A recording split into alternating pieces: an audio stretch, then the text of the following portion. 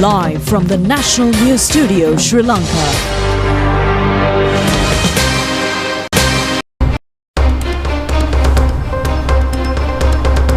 Hello there, good evening and a warm welcome to the National News broadcast, bringing you your top stories for tonight. I am Lakshita Singh. And I'm Hishain Ali. Let's have a look at the headlines for tonight. The President says this year's budget will be prepared with the aim of getting all communities involved in the economic process of the country. The January allowance of the Aswasama beneficiary families will be credited to their accounts from tomorrow. A gift voucher worth 3,000 rupees will be given to the students of selected schools, Piriven and Silmata students to purchase a pair of shoes. The Cabinet approves the draft bill for confiscation and repossession of stolen assets. About 20,000 people in 18 districts have been affected by inclement weather. Former Minister Manusha Nayakara arrives at the CID. A court order issued to arrest parliamentarian Ramanathan Archana. Donald Trump was sworn in as the 47th president in the USA, and he has taken many revolutionary decisions.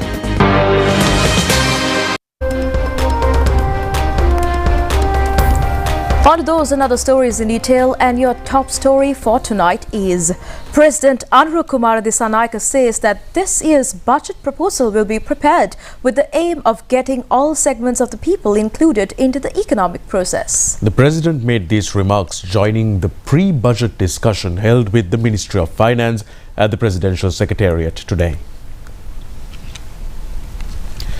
Although the past regimes had separated a large sum of money to the decentralized fund, the money had not been utilized in a fruitful manner.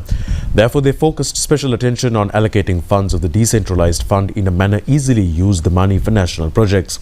Another matter that was discussed is the importance of streamlining public transport in functioning economic process, fruitful and efficient manner. The money given to rice producers to purchase paddy should be recharged within a period of 1 year. They also discussed to regulate the rice stocks possessed by these businessmen. Since there are shortcomings in the system of providing relief, the President pointed out that these shortcomings should be identified and the community who needed relief should be verified. Vice Chairman of the World Bank for the South Asian region, Martin Reiser, says that the World Bank will provide financial and technical support to Sri Lanka for the prioritized projects of the government in functioning the economic process in a fruitful and an efficient manner. These remarks were shared when the representatives of the World Bank met President Anura Kumara Dissanayake today at the President's office. During the discussion, consensus was reached to extend financial and technical support for programs aimed at generating employment for youth, the Clean Sri Lanka project, poverty alleviation in rural areas, and digital transformation projects. New projects in the areas of education, energy, digitalization, and northern development were also discussed for potential support. President Donald Trump begins his first full day back in the White House after signing dozens of executive orders following his inauguration. Dignitaries from across Washington and around the world packed full into the U.S. Capitol Rotunda on Monday to watch presidential power transfer peacefully from Democrat Joe Biden to his Republican successor, Donald Trump. Donald Trump took the oath of office on Monday, officially becoming the 47th President of the United States. Due to freezing weather, the inauguration ceremony was moved indoors to the Capitol Rotunda. Donald Trump is now the second leader in U.S. history to serve non-consecutive presidential terms, following Grover Cleveland, who held office as the 22nd and 24th president in the late 19th century. Trump also signed off several executive orders in which he issued nearly 1,600 pardons in connection with the Capitol riots on 6 January 2021. Many prisoners are expected to be released within hours. He has declared a national emergency at the southern border, and Trump ordered that officials deny the right to citizenship to the children of migrants either in the illegally or temporary visas. Gangs and cartels have been designated as foreign terrorist organizations. Trump also has signed off on withdrawing from the Paris Climate Agreement, and he signed an executive order to begin the process of withdrawing the United States from the World Health Organization. In more stories from home, the allowance of Aswesuma beneficiaries for the month of January would be credited to their bank accounts tomorrow. In the meantime, gathering of information in order to identify families who are eligible to receive the Aswesuma welfare benefit is also being conducted these days. Nearly 671,000 applications have been received for the second stage of Aswesuma. In the next step of selecting beneficiaries for Aswesuma, information will be gathered by visiting their homes, which will be started from today island-wide. The gathering of information will only be for those who have applied fresh. Verification of information in the case of those who have applied in the first stage is expected to be conducted by the grievances committees established on provincial secretariat division level. The information will be collected by a mobile software. Further information can be received by dialing 076 366 2294 or 1924 hotline of the National Operations Cell. The gathering of information for Aswesuma will end on the 31st of this month. And in the meantime, Cabinet of Ministers has approved the proposal presented by Prime Minister Dr. Harini Amrasuriya to provide a gift voucher worth 3,000 rupees selected school children, student monks and lay students of selected Pirivena and Sila Mata to purchase a pair of shoes for the year 2025. Accordingly, gift certificates are to be given for the purchase of shoes for 650,000 students in 6,000 schools with less than 250 students and for 140,000 students in the estate schools across the island that do not belong to category of schools with less than 250 students. In addition, Cabinet of Ministers has approved to give gift certificates for 2,300 students in 28 schools where students with special needs and for 30,000 selected student monks and lay students. Cabinet media spokesman Minister Dr. Nalin Jayasista said that the government spends 2,590 million rupees for the purpose. He said that under this program, overall 850,000 students will receive 3,000 rupees each to purchase a pair of shoes. The Cabinet of Ministers has also approved the proposal presented by Prime Minister Dr. Harini Amrasuriya to implement the school food program in a well-planned manner from the year 2025 and to make budget allocation enabling them to provide benefits subject to the maximum of 1.5 million students. At present, the school food program is being implemented in 8,956 schools belonging to the 100 education zones in the island and covering an overall 1.4 million students, including students in grade 1 to 5 in all public schools. Cabinet media spokesman Minister Dr. Nalin Jayasista said that the government has also given the 600 rupees allowance to purchase stationery and school equipment for about 850,000 students of needy families. He said that in addition, there are 10,096 schools in this island and out of them 6,576 schools have less than 300 students. He also added that this is approximately 65% of all government schools. He said that students of these schools who are belonging to the Aswesuma beneficiary families have also been provided with this allowance. The Cabinet of Ministers has approved the proposal presented by Minister Bimal Ratnayake to implement the detailed plan of extending the western water break of Container Platform 2 of Phase 2 of the Colombo Port Extension Project. The Asian Development Bank has given consent to provide technical and financial assistance for the relevant consultancy service, and thereby declaration of aspirations has been called according to criteria of the Asian Development Bank. The Cabinet of Ministers has approved the joint proposal presented by Prime Minister Dr. Harini Amrasuriya and Minister Bimal Ratnayake to utilize Kalathura Teaching Hospital and Hospital for Mothers and Children at Gallas to ensure that providing quality hospital-based clinical training to the medical students and to transfer 2 extents of lands owned by Sri Lanka Transport Board and Road Development Authority located at Nagoda, West Grama, Diladari Division of the Kalathura Divisional Secretariat for the establishment of Faculty of Medicine at the University of Muratua. The bill for confiscation and repossession of stolen assets that have been sent away from the country was also approved by the Cabinet. Minister Dr. Nalin Jayasista revealed this fact at the Cabinet press briefing held today. Cabinet media spokesman Minister Dr. Nalin Jayasista said that this draft bill has been prepared to arrange a system for confiscation and regaining of stolen assets that are sent out of the country. He said that although there are numerous laws in this connection, they are not properly enforced due to various lapses. He also said that this new act will give provisions in this connection. He said that the Attorney General has also approved the draft bill and later it will be notified by the Gazette. He further added that then it will be presented to the parliament. Answering a question raised by a journalist regarding a cancer medicine earlier sold at 70,000 rupees and it has been reduced to 300 rupees at present, the minister said that this is due to an utter mafia of importing medicines. Minister Dr. Nalinda Jayatissa said that when a single company imports medicines, it has the monopoly to decide the prices. He said that the company has only spent about 342.49 million rupees to purchase this purpurian injection vials.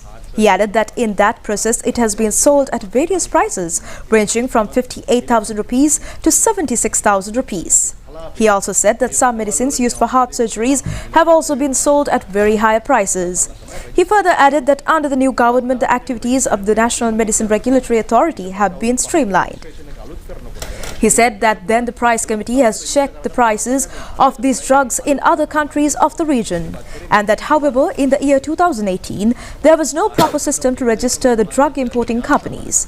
He also added that the company that had sold some medicine at very high prices is an entity with political connections. He said that there are several parliamentarians as well who have relationships with this controversial company. The minister also said that plans are underway to provide a vehicle to each parliamentarian for their term of office instead of vehicle import permit. Cabinet media spokesman Minister Dr. Nalinda Jayatissa said that the government will not issue vehicle import permits to parliamentarians and that instead the government expects to maintain a pool of vehicles for parliamentarians. He added that they can use the given vehicle during their office and when they retire, the vehicle should be handed over to the Ministry of Parliamentary Affairs. He also added that the system does not cause heavy burden to the general public and that people have given a mandate to this government to remove the excessive privileges of the politicians and to reduce the heavy burden placed on them. Minister Dr. Nalinda Jayatissa said no former president or president's widow cannot tell that he or she should be looked after by the government. He further said that it is not fair and that majority of the people of the country have totally rejected this political culture.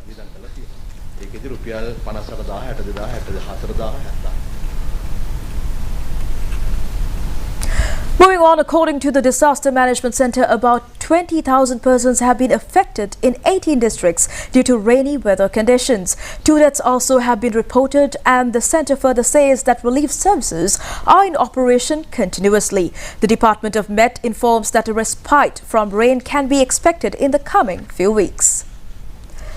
Deputy Minister of Defence Arun Jayasekara pointed out that the affected number of provincial secretariat divisions stands at 127 within 18 districts. He also said that out of this, a complete number of 5,821 families have been affected. The number of affected people is 19,032, including 2 deaths, and the deaths have been reported from Badulla and Polonnaruwa districts. District වලින් අවසනාවන්ත ලෙස මරණ දෙක සිද්ධ වුණේ. All the 12 sluice gates of Kaudula tanks are still kept open. A volume of 4,500 cubic feet of water per second is being released to Kaudulu Oya from the tank. A request has been made to the people using the Kaudulu Oya to be vigilant about the situation. And in the meantime, 4 sluice gates of Pavakulama tank in Vaunia have also been opened. All the tanks in the district are in spate and vehicular traffic on Vaunia, Settikulama via Madavachiya, Nelukulama, Neriyakulama, Puerasankulama, Settikulama and Neliyanmotai roads have been temporarily suspended. The historic Somavatiya sacred site is inundated by a 4 feet due to overflowing of Mahaveli River. This has been the 3rd time the sacred site has been inundated due to rains continuing for the past several months.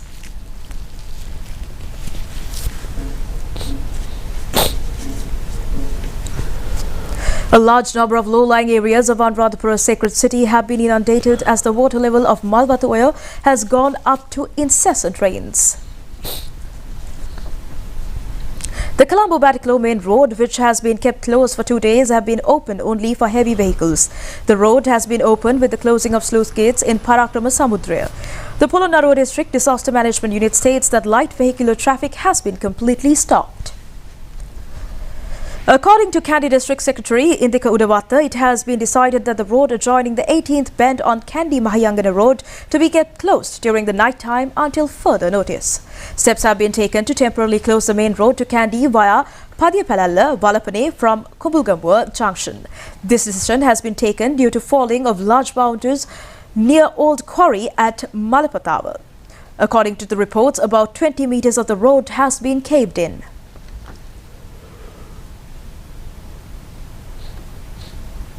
Director General of the Met Department, Atula Karunanayaka, observed that the rainy weather conditions would remain approximately normal in the coming few weeks. He added that, as usual, the rainy weather duration of northeastern monsoon period would be in north, north-central, eastern and over provinces. He noted that compared to previous periods, a clear reduction in rain is expected. In the meantime, Deputy Minister of Defence Arun Jayasekara stated in the media briefing held today in the Ministry of Disaster Management that the government will be taking immediate steps to pay compensation for damaged cultivations. Deputy Minister Arun Jayasekara said that crops have been extensively damaged. According to Minister Ananda Vijaypala, all investigations pertaining to financial crimes would be conducted by re-establishing the Financial Crimes Division. The minister made this observation participating in the adjournment debate on Clean Sri Lanka project in the Parliament today.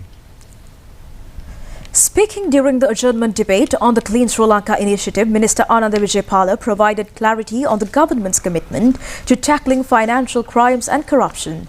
He promised Parliament that authorities will conduct thorough investigations into all crimes that have been buried under the sands of time.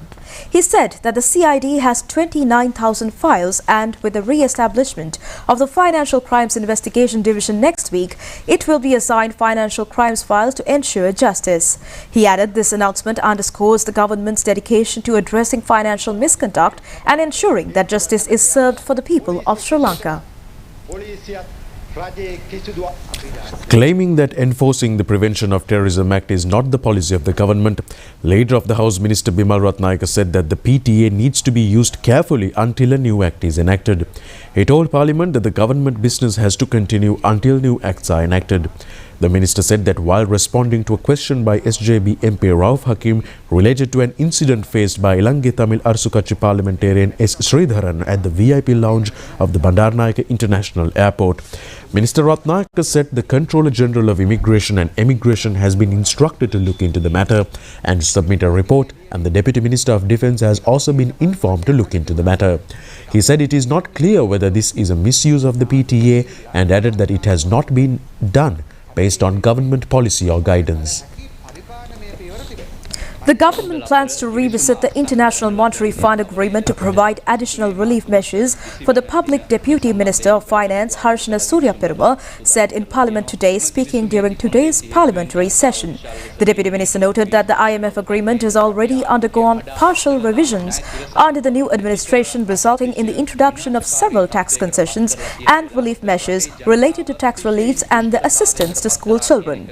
MP Suryaperuma further clarified that this financial assistance would also extend to children from families that currently do not receive welfare benefit allowances, ensuring wider accessibility to the relief measures. The government will allocate 1,437 million rupees through the budget 2025 for coconut cultivation in the Northern Coconut Triangle. Plantation and Community Infrastructure Minister Samantha Vidyaratna said today.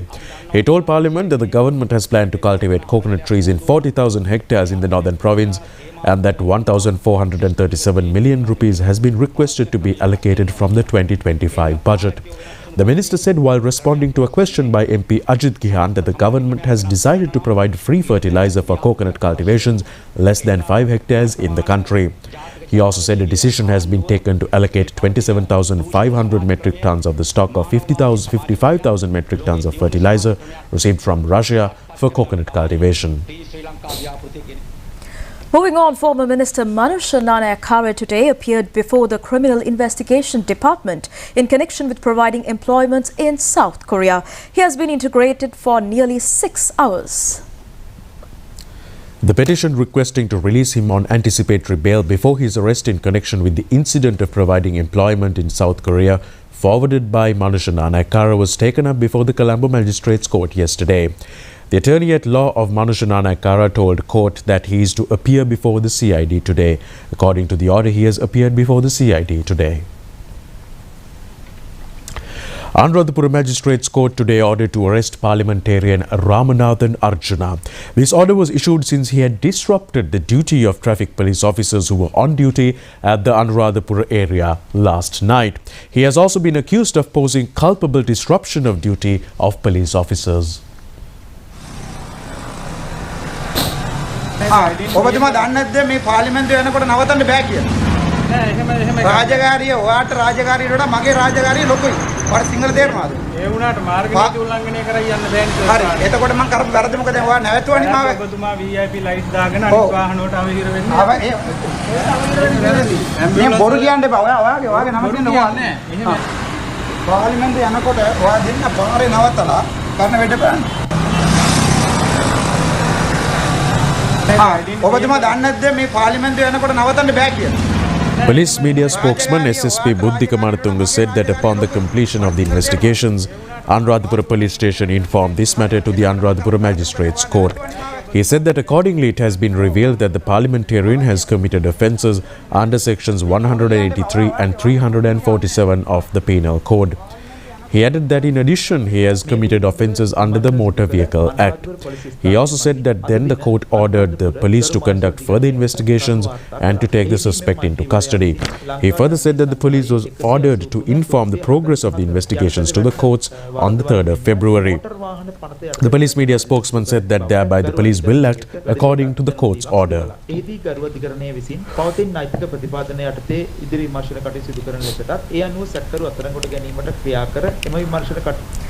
National Bhikkhu Front says that the present government is only taking steps for the welfare of the people. These views have been expressed in a media briefing. General Secretary of the National Bhikkhu Front, Venerable Wakmuled Udita Thero, observed that the President immediately after his China official tour addressed the people in his public meeting. He added that the President stated that the government is responsible for the people. The Venerable Thero also pointed out that the leaders of this country so far did not work for the people, but to those who have been engaged in the practice of transferring black money to foreign countries and helped them to come into power.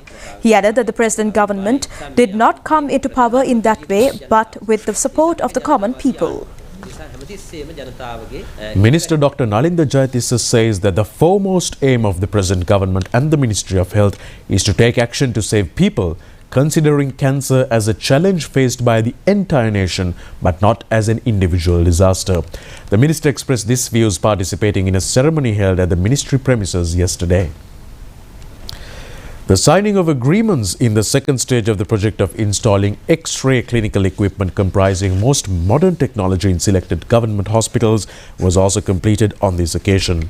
Steps have been taken to install these equipment in 9 hospitals under the first stage, and in the second stage these machines are expected to be installed in 5 teaching hospitals covering several provinces. It has been planned to install 14 machines in the government hospital system of this country under the entire project. The total amount of money allocated for this entire project is $29 million.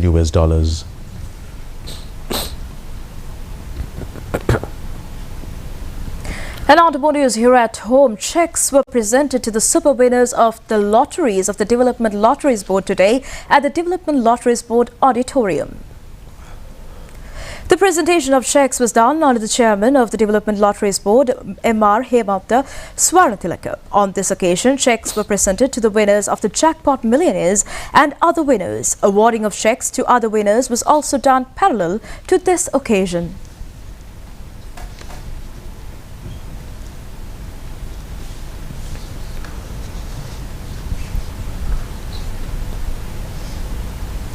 That's it on local stories. Stay tuned with us for news overseas.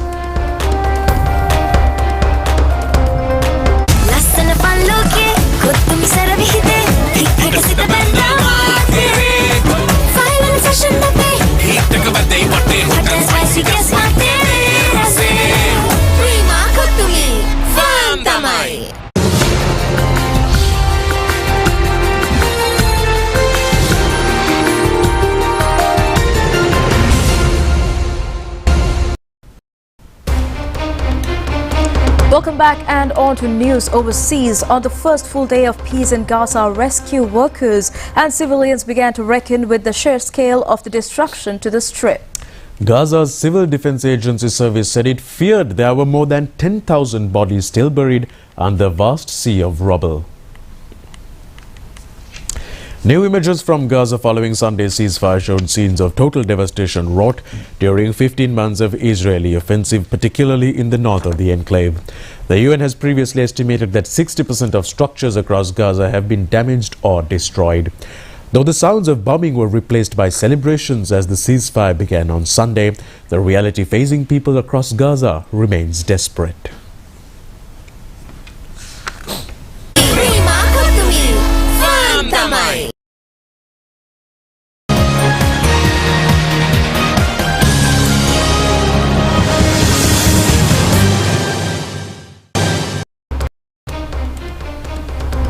And in sports news, the Sri Lanka women's team today recorded their second victory in the Under-19 Women's T20 World Cup cricket tournament.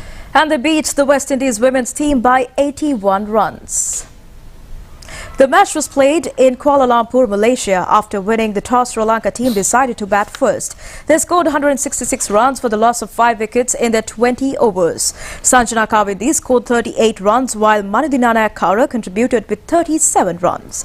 Behmi Senatma was unbeaten on 31 in bowling. Selena Rose captured 2 wickets, and in response, West Indies women's team scored only 85 runs all out in 19.4 overs. Samara Ramnet scored 24 for Sri Lanka. Chamodi Prabodha captured 3 wickets for 16 runs, and Limamsa Tilakaratna and Aseni Talagunesh had 2 wickets each. Chamodi Prabodha was adjudged the player of the match.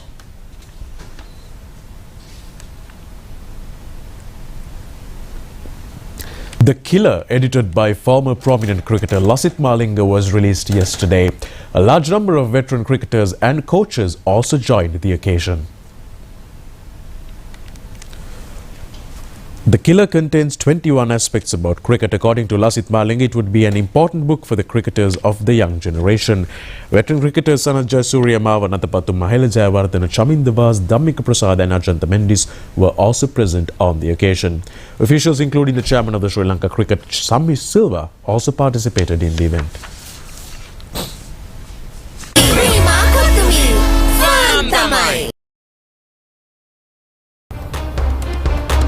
And with that, we wrap up tonight's news bulletin. Do join us tomorrow for more of the very latest. Until then, good night.